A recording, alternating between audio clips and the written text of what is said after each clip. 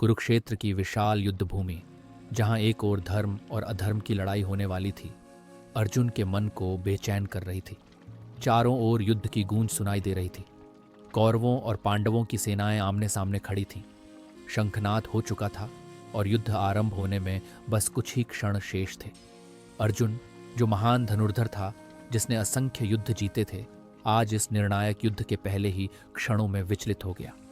उसके हाथ कांपने लगे, उसकी आंखों में आंसू भर आए और वह अपने सारथी श्री कृष्ण से बोला, हे माधव, मैं यह युद्ध नहीं लड़ सकता। मेरे समक्ष मेरे गुरु, मेरे दादा और मेरे सगे संबंधी खड़े हैं। क्या मैं उनका वध करूं? क्या यह धर्म है? यह सुनकर श्री कृष्ण ने गंभीरता से अर्जुन की ओर देखा। अर्जुन का चेहरा दुख और शंका से भरा हुआ था। उसने अपना धनुष एक ओर रख दिया और नीचे बैठ गया। वह अपने विचारों में उलझा हुआ था। एक ओर उसका कर्तव्य था और दूसरी ओर उसका मोह और प्रेम। अर्जुन को लगा कि यह युद्ध केवल व्यक्तिगत रिश्तों का नाश करेगा और उसे इससे कोई लाभ नहीं होगा। अर्जुन ने आगे कहा, हे केशव, यह मेरे जीवन का सबसे कठिन निर्णय है। मेरे सामने मेरे प्रियजन हैं। मैं उनके साथ कैसे युद्ध कर सकता हूँ? मैं कैसे उनकी हत्या कर सकता हूँ? क्या यह पाप नहीं होगा? क्या यह अधर्म नहीं होगा? श्री कृष्ण ने शांत भाव से अर्जुन की बातों को सुना। फिर उन्होंने मुस्कुराते हुए कहा, हे पार्थ, तुम जो देख रहे हो वह केवल माया है। यह संसार एक भ्रम है और यह शरीर नश्वर है। आत्मा अमर है, जिसे न कोई मार सकता है न नष्ट कर सकता है। जो जन्म लेता है उसकी मृत्यु निश्चित है और जो मरता है उसका पुनर्जन्म भी तय है। इसलिए तुम इस माया के जाल में मत फंसो। अर्जुन ने अपनी आंखों से आंसू पोंछे, लेकिन वह अब भी दुविधा में था। उसने कहा, हे कृष्ण, मैं समझता हूं कि आत्मा अमर है, लेकिन मेरे सामने जो लोग खड़े हैं वे मेरे अपने हैं। उनके साथ मैं कैसे युद्ध करूं? मैं कैसे इस हत्या को धर्म मानूं? श्री कृष्ण ने गंभीरता से अर्जुन की ओर देखा और कहा, हे अर्जुन, ये युद्ध केवल तुम्हारे व्यक्तिगत संबंधों का नहीं है। यह धर्म और अधर्म के बीच का युद्ध है। जो लोग अधर्म के मार्ग पर हैं उनका नाश आवश्यक है, चाहे वे कोई भी हों। तुम्हारा कर्तव्य है धर्म की रक्षा करना, और धर्म की रक्षा के लिए यदि तुम्हें अपने प्रियजनों के साथ युद्ध करना पड़े तो वह भी धर्म का पालन है। अर्जुन ने फिर कहा, लेकिन हे माधव, मैं परिणामों से डरता हूं। यदि मैं हार गया तो क्या होगा?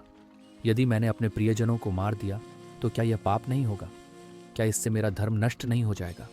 श्री कृष्ण ने उत्तर दिया, हे पार्थ, तुम केवल अपने कर्म पर ध्यान दो। फल की चिंता मत करो। निष्काम कर्म ही धर्म का सबसे बड़ा सिद्धांत है। कर्म करते जाओ और फल की चिंता मत करो। यह तुम्हारा धर्म है और धर्म का पालन करना ही जीवन का उद्देश्य है। यदि तुम अपने कर्तव्यों से भागते हो तो यह कायरता होगी और इससे तुम्हारी कीर्ति नष्ट हो जाएगी। लोग तुम्हारे बारे में क्या कहेंगे? तुम्हारा नाम जो आज तक सम्मानित है वह कल नष्ट हो जाएगा। यह सुनकर अर्जुन के मन में थोड़ा धैर्य आया। उसे धीरे धीरे यह समझ आने लगा कि उसका कर्तव्य केवल व्यक्तिगत इच्छाओं और भावनाओं से परे है। लेकिन फिर भी वह अपने गुरु द्रोण, पितामह भीष्म और अपने भाई समान कर्ण के बारे में सोचकर दुखी था। उसने फिर से कहा, हे कृष्ण, मेरे गुरु, मेरे पितामह और मेरे भाई समान कर्ण, क्या मैं इनका वध करूं? क्या यह धर्म है? श्री कृष्ण ने अर्जुन को समझाते हुए कहा, हे अर्जुन, यह युद्ध धर्म की रक्षा के लिए है। यदि तुम धर्म की रक्षा के लिए युद्ध नहीं करोगे तो यह अधर्म की विजय होगी। जो अधर्म के मार्ग पर चलते हैं उनका विनाश आवश्यक है, चाहे वे कोई भी हों। यह तुम्हारा कर्तव्य है कि तुम धर्म का पालन करो और धर्म की रक्षा के लिए इस युद्ध को लड़ो। श्री कृष्ण के इन वचनों ने अर्जुन के मन को शांति दी। उसने महसूस किया कि यह युद्ध केवल व्यक्तिगत संबंधों का नाश नहीं है, बल्कि यह धर्म की रक्षा के लिए एक अनिवार्य युद्ध है। उसने अपने भीतर की शंका और मोह को त्यागने का निश्चय किया और फिर से अपने कर्तव्यों की ओर ध्यान केंद्रित किया। श्री कृष्ण ने अर्जुन को आगे समझाया, हे अर्जुन, जीवन में हर व्यक्ति को अपने कर्तव्यों का पालन करना चाहिए, चाहे परिस्थितियां कितनी भी कठिन क्यों ना हो। यदि तुम अपने कर्तव्यों से भागोगे तो यह तुम्हारी आत्मा को दुख पहुंचाएगा।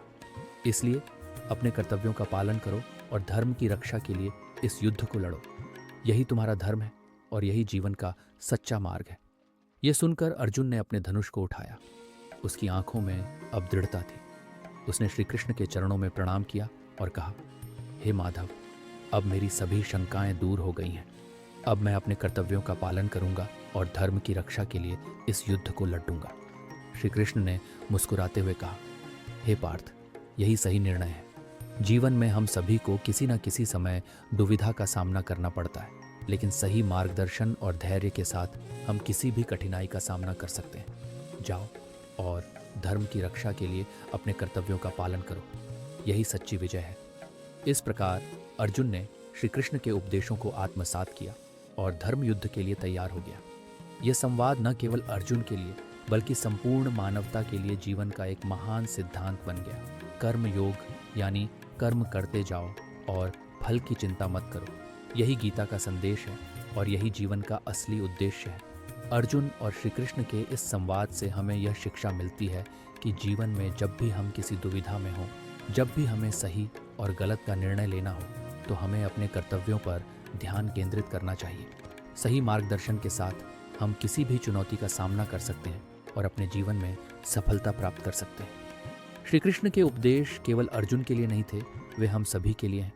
जब भी जीवन में कठिनाइयां आएं, जब भी हमारे मन में शंका हो, हमें श्री कृष्ण के इन वचनों को